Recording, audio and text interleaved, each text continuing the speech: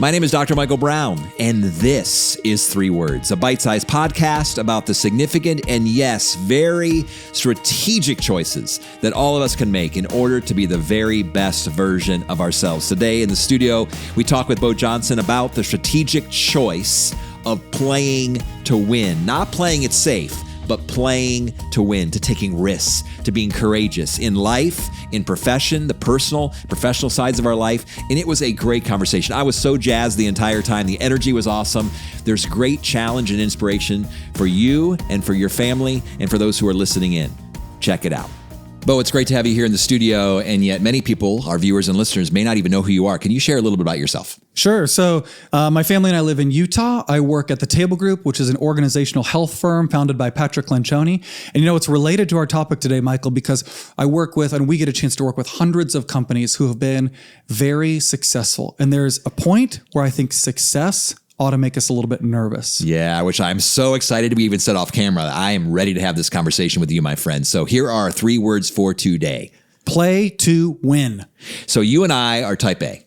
You and I love to win. That's you an and understatement. You and I love to build things, and we have drive, and we like to take risks. And we've done this. We've kind of done this throughout our lives, and we are excited about winning and performing and playing and competing. We're competitive.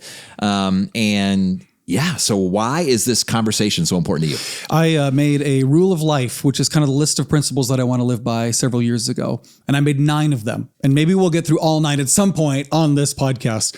But one of them was this idea of pull the goalie. And we almost made this topic pull the goalie, but we didn't want to confuse anybody. And it comes from this term in hockey, which you work with the Division I men's hockey team. And I'm sure you can tell some stories about that. This idea of at some point, a coach will make the decision to pull the goalie and put in somebody else who can score. But unfortunately, coaches do this way too late because they are playing not to lose rather than playing to win. And I see leaders who have had a little bit of success, and what they accidentally do is protect their gains rather than chasing winning. And so I want to say, come alongside the leaders and look them in the eye and say, play to win, play to win, pull the goalie. You are not here to lay up. You're not here to not lose. You are here to win. Well, I'll be honest, as I sit behind the glass, as I work with our hockey team on campus as their life and mental coach, and then the score is tight, and I'm watching the clock go down in that third period, and we're at 5 minutes, and we're at 4 minutes. I'm just kind of going back and forth going, when is coach going to pull the goalie? Yeah. Because obviously it gets to the point where we need to, and then when we do, my heart begins to race, and it's so exciting. And even if they don't win the game, I feel great about the fact that they pulled the goalie and they gave it everything they had to the very last second. I think one of my primary passions in life is encouraging people to take risks. In fact, I've shared this in other episodes, but the number one most requested conversation that people ask me to engage with teams and with leaders in general, even human beings, families, and so forth, is help me build my confidence. I want to build my confidence. And I would, unsurprisingly, as you might know, I have an acrostic for confidence, CONFIDENT, the 9 choices you can make to feel more confident. The first of which is courage. Wow. To take risks. If you do the scary things, if you take risks, if you do hard things, if you play to win, your confidence, whether you succeed or not, whether the outcome is exactly what you wanted it to be or not, you are more confident. It sounds easy to say, and it's still for you and me can be challenging. When you're standing on the edge of a decision where it would be safe to sit back and do what you've always done, or protect your gains, or play it safe, or to leap out into the unknown. Do you still get the pit in your stomach? Do you still get the sense of, oh no, what if this doesn't go well? Beau, we were just chatting about this at lunch today. I mean, we are leaders who are building, I think, extraordinary lives. We're helping people, we're helping teams. You and I are in similar fields in consulting and coaching. And yet there's this times where anxiety and fear begins to creep up into our hearts. wants. And obviously as best friends, we talk a lot about that and we encourage one another in that. And it's nice to not feel alone in that. But at the root of all of that is fear. Mm-hmm. And it's, I want to play to win, but I do not want to lose. And so it's easier just to say, I want to play it safe. Yeah. At least for a week, right? Or I want to play it safe at least for a month. Or I want to hit the pause button for the next few months just to kind of relax and rest. And I always regret it. Wow. Because I want to continue to put my foot to the pedal. And I'm not talking about being overly driven, overly busy, having no margin. I love the idea of work-life harmony. And yet, when I'm feeling afraid and when I get into protective mode and I have to protect my life and I have to control my life, control people, control my resources, control my time, we all have at the very root of what we struggle with, the issue of fear and control. I am far less prone to win. But when I just kind of let it go and I say, hey, I can't control the outcomes. You never could anyway. Well, but sometimes we feel like we could. Yeah. But so when I feel like I can control the outcomes, I feel a little bit more secure, but I don't want to be that guy. I want to be the guy who's not reckless for sure, right? You don't want to be reckless. You don't want to pull the goalie for the entire first period of a hockey game. Right. It's like, why would you do that? You want to be wise. And I want to be wise with my time and my resources and my relationships. But I want to play to win. And I'm not even thinking win like I want to be richer and I want to be more successful and I want to be more famous. Play to win at the things that matter most. Okay, so I want to talk about this because I think that there are, of course, reckless risks that people do to their bodies, to their future, to themselves that we're not advocating for that. For sure. We're saying play to win. And so the question is, win at what? What does it look like to win? What? And so I would challenge somebody to say, here's what you do.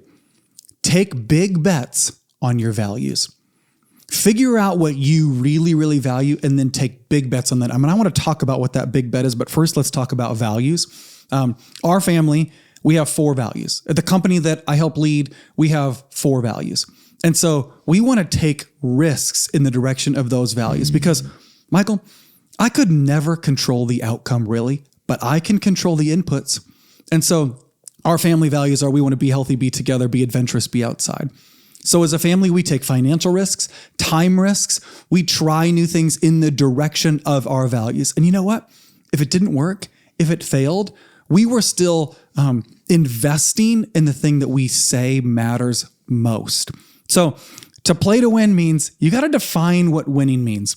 And I think most people are just borrowing a definition of winning from everybody else around them. Oh, here we go. Culture says this is what you should win at. Yes. And then we have these individuals, and you work with these professionals, these corporate leaders, is like same as I do, who have climbed the ladder of success only to realize the ladder's leaned up against the wrong wall. Yes. And because they've won, at what? Yeah. And for what purpose? At a game that they didn't actually care about. And so doing the funeral journal exercise is so clarifying because nobody gets to the end of their life and is like, I want the bigger car and the second vacation home, right? They maybe wanted more time with their family, so they want a vacation home, but you want clarity about what is it that matters most. Let's risk it towards that. For the hockey coach, they have a very clear objective, win the game, right? And so sometimes they're sitting back of like, oh no, there's this accidental objective of I don't want to be criticized or people might not like me or they might not understand me. And so they're not pulling the goalie because they're afraid of the criticism when no, the goal was to go win the game. So I want leaders to get ruthless clarity about what it means to win. And then I want them to bet on it. As I hit pause in the middle of this episode right now, I hope you're as encouraged and inspired as I am already to really take risks and to try something new and to do that which you never thought was possible. Would you share this with a friend? And together, would you play to win? Now back to the episode.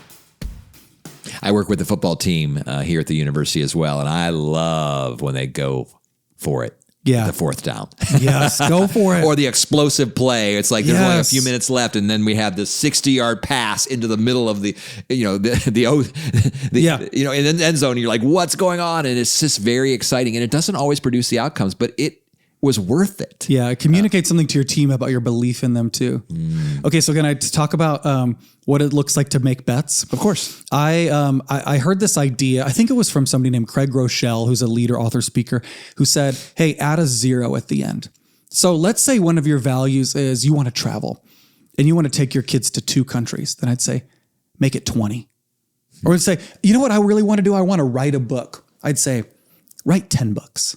Ask the question of what would it look like to be able to do that? Or say, instead of chasing 3% growth this year, what if we chased 30% growth? Just add a 0 at the end. And here's what it does for you. It immediately expands your horizons of what's possible. And it helps you realize, I actually can't stand here at the edge of the cliff. I have to do something. I have to do something to help us to be able to win. So I just want to take big swings. And I am so energized and inspired when I see leaders doing that. Mm-hmm. You know, we say often in life and mental coaching within athletics that the goal is not to win. The goal is to compete at your highest level, because winning is about the outcome, but I can control competition. I can control, like you said, the inputs, and then there's no failure because I have competed at my highest level. I don't think about the outcomes. And so in many ways, you're not saying the goal is to win. The goal is to play the game in such a way that you probably will and to most likely will win. Yeah. Yeah. And to define the win. And so leaders, I would say, hey, there are other people like you who are waiting for somebody to dream big like that, to take a risk. And it's amazing how your initiative or your decision to just say, I'm going to go for it, what you'll find is the other people who put their hand up to say, oh, I wanted to do that too. But instead what we do is we sit back, we play it safe, and we end up being in the sea of mediocrity of everybody who is just saying, how do we have 3% growth and take 1 vacation, or maybe write 1 book someday, or I just want to be able to have done my best. And I want to be around leaders who have a banner that says, I know what it means to win, and I'm placing my chips in the middle of the table to do that. And there are industries, and again, I love higher education. I've been working in higher education for years and years and years. But I would say in many ways we are risk averse. And so we move slowly. And again, I'm not talking about reckless. I don't want us to be reckless in higher education. I don't want us to be reckless in the corporate world. I don't want us to be reckless in athletics. I want us to be wise and thoughtful. But I don't think anyone gets to the end of their life and said, I did not, I regret risking. I regret giving it my all. I regret whatever. I feel like the thing that we regret is mediocrity. Because mediocre leaders are irrelevant. Yeah. They quickly become irrelevant. Those who continue to be indispensable are those who continue to say, let's go. Let's do more. Let's try harder. Yep. Let's go into new territory. And when you do that, like I said before, you'll find the other people. You will find great connection with energized and risk-taking people. And the other thing is, you're going to fail, and you will learn so much more from the swings and misses, from the failures, than you ever learn from just playing it content and playing it safe. I love the phrase, there's no such thing as win or lose, just win or learn. To see every failure as failure forward. It was your 3 words. Give us our final challenge to our listeners and our viewers, Beau. I would just say for the vast majority of people, we can actually do less in a year than we think we can, and far more in 10 years than we could ever imagine possible. So go for it. Play to win. Decide what it means to win and what matters, and then place your chips in the middle of the table. So I'm so inspired as I sit here today, and I hope our viewers and listeners are as well. My friend, thank you again for being here at 3 Words and for sharing your insights, your practical advice, and your passion. I hope you can feel my energy and my excitement when I spend this time with you every few weeks. It is so cool to be able to have these conversations with you, our viewers, and our listeners. We don't take for granted the time you invest in 3 Words Podcast. We would actually invite you to get more connected to us by going to our website, dmbcoaching.com, and actually /subscribe. Would you subscribe to our digital newsletter to be more connected, to learn more about us, and to really bring our relationship to the next level? We would really be pleased if you do that. Until 2 weeks from now, make it a great life.